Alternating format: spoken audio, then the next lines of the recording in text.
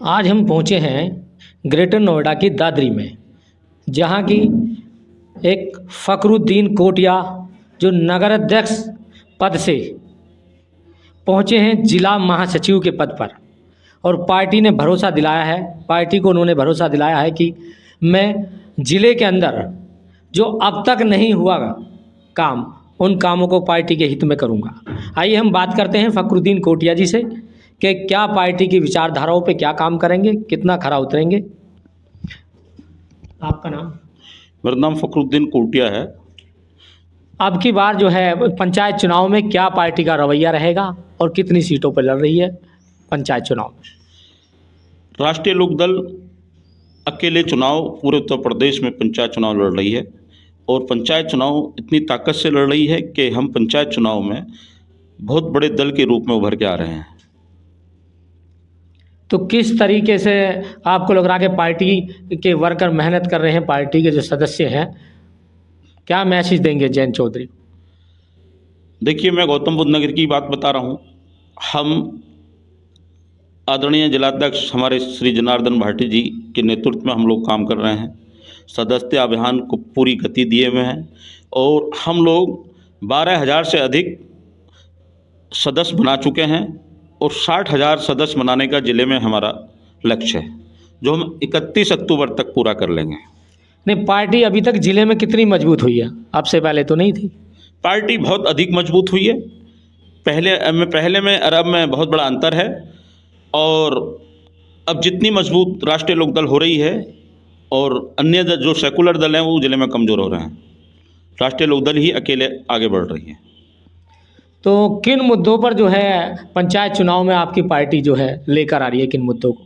देखिए, जो राष्ट्रीय लोकदल ने हमेशा पक्ष में रही हो या विपक्ष में रही हो, हमेशा किसान की बात करी है, किसान की आवाज़ उठाइए। पार्लियामेंट हो या चाहे सड़क पर हो, किसानों की आवाज़ उठाइए, मजदूरों की आवाज़ उठाइए, मजलूमों की आवाज़ उठाइए। और जो आजकल जो स्किल डेवलपमेंट चल रहा है भारत में, पहले केंद्रीय मंत्री भारत सरकार में से हैं जिन्होंने स्किल डेवलपमेंट पर काम किया है, खेल के लिए काम किया है। और मैं समझता हूं कि जो आदरणीय जयंत चौधरी जी के नेतृत्व में लोकदल को बड़ी मजबूती मिल रही है, और उनके जो विचार आदरणीय हमारे राष्ट्रीय अध्यक्ष जो जयंत चौधरी जी हैं, जो उनके दादाजी थे भारत रत्न पूर्व प्रधानमंत्री स्वर्गीय चरण सिंह जी के विचारों को हम घर घर पहुंचा रहे हैं। उनकी नीति को, रीतियों को, सबको हम देहात में, गांव में, शहर में लेकर जा रहे हैं, और राष्ट्रीय लोकदल को मजबूत बना रहे हैं। नहीं, जो अन्य दल हैं वो ये कहते हैं कि ये जो लोक दल है तुम्हारा, वो बीजेपी की नीतियों पर चलता है, बीजेपी की आवाज़ है। देखिए, राष्ट्रीय लोकदल कभी भी भाजपा की आइडियोलॉजी को नहीं मान सकता है, ना मानी है, ना मानता है। राष्ट्रीय लोकदल भाजपा से गठबंधन में जाता है, वो भी सरकार में।